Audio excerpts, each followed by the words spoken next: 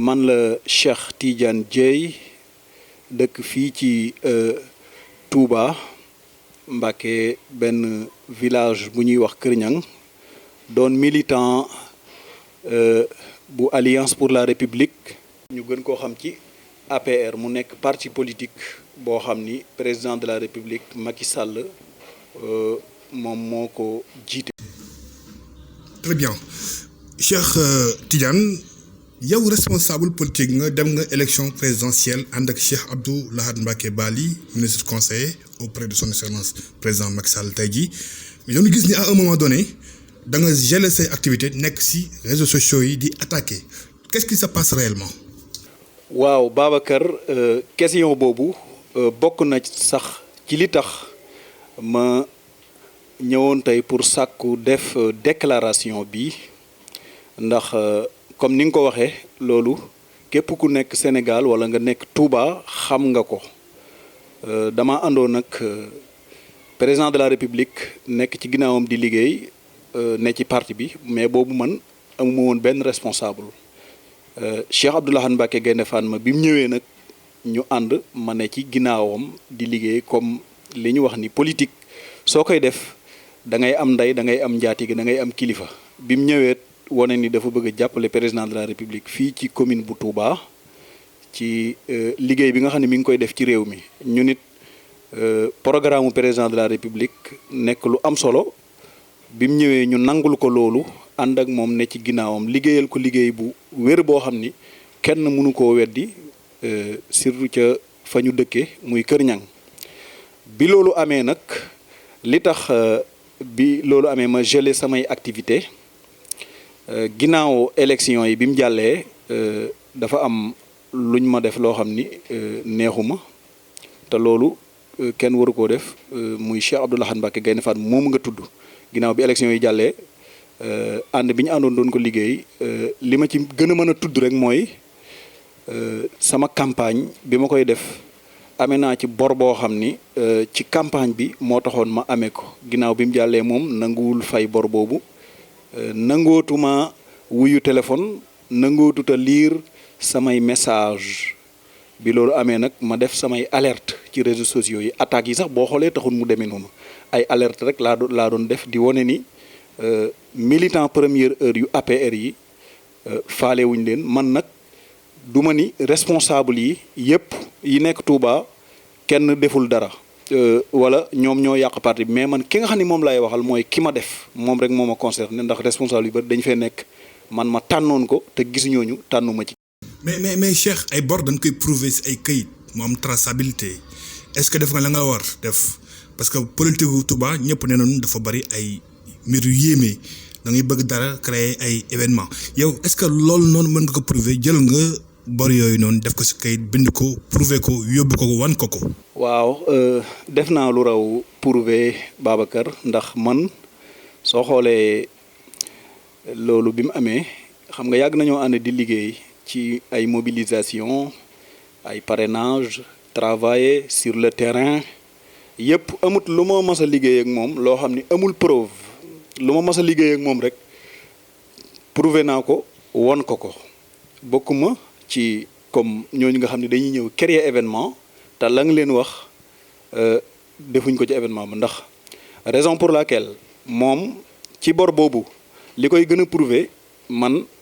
maay seule personne boo xam ni APR moo ma teg bor ma dem ba ki ma ko yoreel convoqué ma nar cee tëdd police ñu nar ma tëj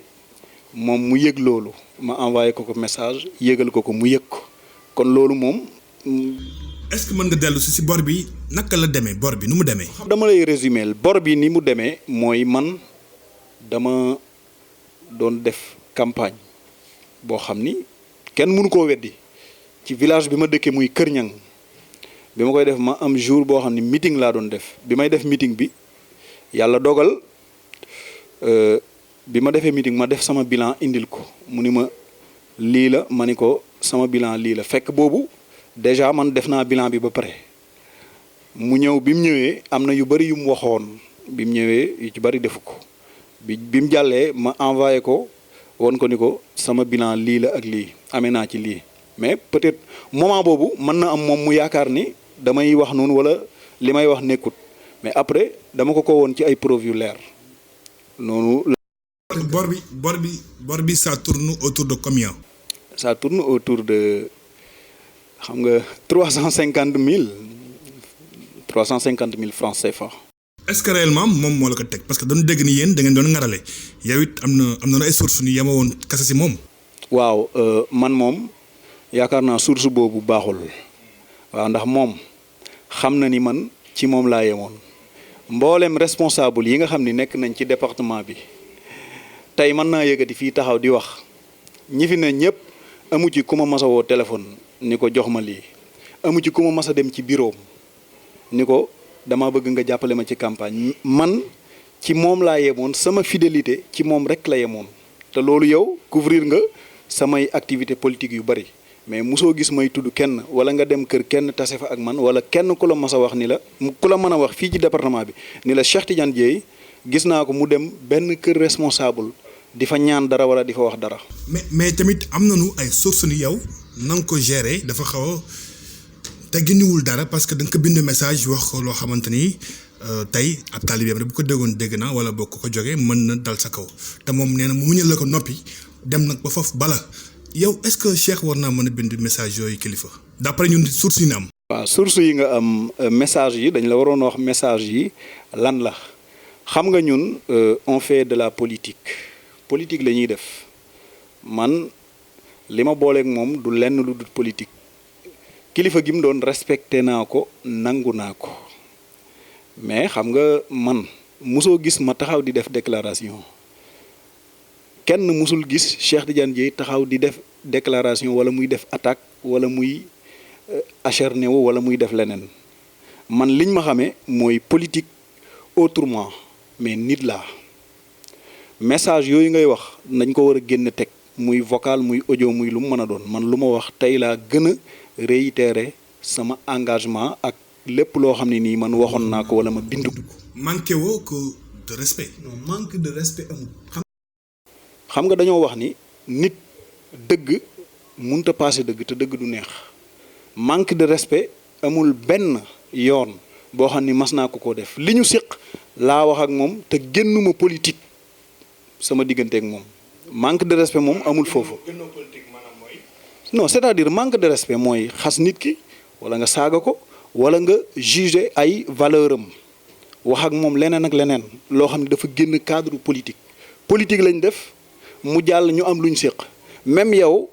bor bi ma teg su fekkee mënoo ma koo fayal wala joxoo ma ko te yow yaa tax ma am ko loolu amul problème mais man loolu sax du li ma naqari mais sama problème mooy manque de considération xam nga nit ki neexul bu la soxlaa woo la jot la soo ko woo mu jël la boo ko bindee message mu tontu la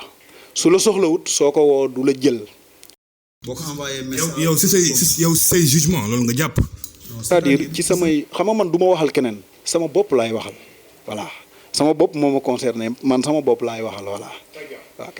bu ñu génnee foofu noonu après lan moo doon sa taxawaay si APR parce que dafa mel na ni da nga am ak jafe-jafe benn responsable mais da nga généraliser après nga jëlee activités yi di attaquer l'APR jëmmub APR. loolu aussi est-ce que yéen na maanaam. waaw d'accord loolu d'accord naa ko xam nga man benn nit laa amal problème ci APR fi ma nekk ci Touba ñu ni moom bokk na ci ñi ko jiite su fekkee man damay attaquer di wax APR. su fekkee man damay attaquer di wax APR damay généraliser mais boobu dama duggul ci détail bi mais suñ ma laajee ba may dugg ci détail bi du ma wax keneen même le président de la République du ma ko wax du ma wax keneen moom mi nga xam ne nii mooy principalu sama problème moom rek laay waxal mais nag ci parti bi laa nekk. voilà tey nan nga jàngatee la situation de l'APR après les élections et d'ailleurs sa di fàttali président Macky Sall mi waaj ñëw pour une journée di lancer l'élevage comme ni ko doon faral di defee chaque année ren ji département de Mbacké moo xewle sa leader nag buy ñëw yaakaar naa ni si gox war nga mën a yëngu Cheikh donte ne nga bàyyiwoo. waaw Babacar foofu man journée national de l'élevage bi nga xam ne ñi ngi koy amel ci mën naa wax ni région de Diourbel département de Mbacké benn commune bu Kayel benn commune boo xam ne ci département bi la bokk ñu koy wax Kayel boo xoolee Kayel bokkutoon ci nekkutoon communauté rurale la woon ci acte 3 de la décentralisation numéro 2013 di 10 décembre 2013 le président maanaam promulgué loi bi nga xam ni moo porté voilà moo ko porté pour mu nekk commune léegi moom bi 6e édition la ñu ni Kayel lañ koy defee département de Mbacké la kon foofu man fierté la ci képp koo xam ne nii nekk na ci département bi surtout nga nekk di ànd ak président de la république ñu jël 6e édition bi tuddee ko maanaam war koo defee Kayel man sama li ma ciy wax mooy man du ma mobiliser man moom mobiliser wu ma pour teertu président de la république waaw li ko waral mooy bi élection yi jàllee ba léegi élection présidentielle yi bi mu jàllee ba léegi sama base politique dafa yëngu ñu gis ni man tooñ nañ ma nekk ci ay jafe-jafe ak ay tolof-tolof loolu nag yàlla dogal boobu ba léegi militants yi ñu ci bari gisuñ ma maa ngi profité ci occasion boobu sax di sant képp koo xam ne àndoon na ak man di jàppalante ak man ànd ak man voté ngir président de la république même ñi voté wut ngir moom maa ngi sant ñun ñëpp bi loolu jàlleet bi ma am fi ay yeneen jafe-jafe sama mag gaañu sama famille bëri ay problème moo tax activité politique yi ma xawoon ko wàññi tuuti léegi nag bi loolu amee boobu ba léegi base bi problème yooyu bi mu amee sama entourage sax ñoo ni ma moom yow sa activité politique il faut yow nga xoolaat xam fi ngay jóg ndax politique du làmbatu. Maintenant qu'est-ce que vous comptez faire dans l'avenir sa avenir politique. non pas avenir da may wax journée 28 bi laa bëgg a àggale. journée 28 bi. puisque kañ jëlee nga activité bi kañ fàttali bu journée bi. personnellement man damay dem pour teertu président de la république souhaité ko la bienvenue mais man laa wax en personne mën naa dem mais dama la ni du ma mobiliser sama base di dem di teertu président de la république ci ak condition bii ma nekk nii du ma mën loolu parce que politique. ndax amatoo leader politique. waaw non xam nga mën naa ñàkk leader politique ba pare mobiliser ndax ay moyens ñëw na mën nañoo dem wuti dem mobiliser mais cause bi tax mobiliser wu ma mooy problème bii ma nekk nii il faut ma xamaat fi may taxawaat ci APR. non sama digganteeg parti bi voilà. non la situation de l'APR dans le département de Mbacké ni ma ko jàngate mooy parti la boo xam ni ni mu taxawee fii ci APR baaxut ndax boo xoolee xam nga yaa ngi may laaj ci côté mobilisation journée 28 le 28 gis nga tey jeunesse bi ci boppam ñoom dama leen di lancer benn message il faut ñu xam ni responsable yi ñu ci bari li war ci jeunesse bi defuñ ko ndax tey responsable yi ci bari ñi ngi woo ay nit yoo xam ni depuis élection yi woowuñ leen woon dañoo fay seeni téléphone bu ñu leen woo duñ leen nangoo jël lijjantiwuñ leen léegi tey ñu bàyyi ba journée bi jub si ñu ni fii lañ koy defee ku nekk bëgg a wone maninam ñii di joxe ay xaalis ku ne bëgg a fés ba pare ñuy woo ay nit ñoo xam ni depuis élection yi bi mu jàllee nanguwuñ leen a woo ñu leen woo pour ñu mobiliser xam nga loolu rek day wone ni ñoom ñu ci bari amuñ base politique teyit ndaw ñi ñoo war a xam ni dañ leen di utiliser il faut ñoom it ñu yeewu xam seen bopp ndax bu tey ku ci nekk ci problème wala nga nekk ci jafe-jafe ñoom dañ lay dumooy bu élection jàllee kon loolu man message boobu laa am moom laa bëggoon a lancer pour ñëpp dégg ko pour wane ni booy politique da nga war a am base politique ba nga xam ni tey buñ nee suba la boo woote woon léegi bu subaa nga am ñëpp mais base boo xam ni yow taxawut du base solide nit ñi dañuy xam da ngay dóor da ngay taf yëngal mais defoo politique te loolu président de la République non constaté naa ko xam am na mais waa APR ñoo la gën a xam ni sax loolu am na loolu kay ku ne ci département bi rek xam na ni loolu am na politique bi fi ëpp mooy politique gu taf yëngal département bi structuré wuñ parti bi amuñ kilifa kenn xamul kan mooy kii déjà ku fi dugg sax di def politique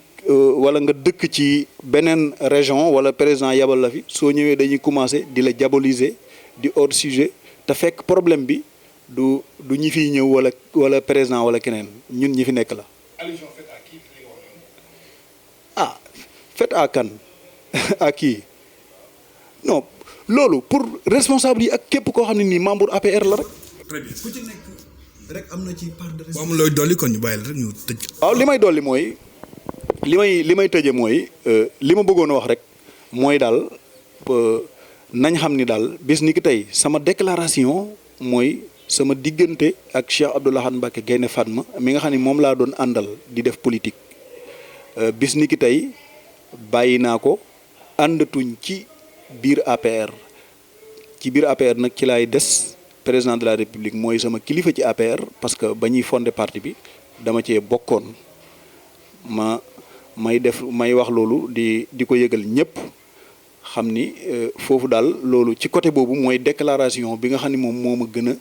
yëkkati pour ma leeral ko pour seedeel ko mbokk yëpp maa ngi sant ñëpp di gërëm ñëpp lu ci dëng ci man la lu ci jub ci yàlla la wasalaamaaleykum wa rahmatullah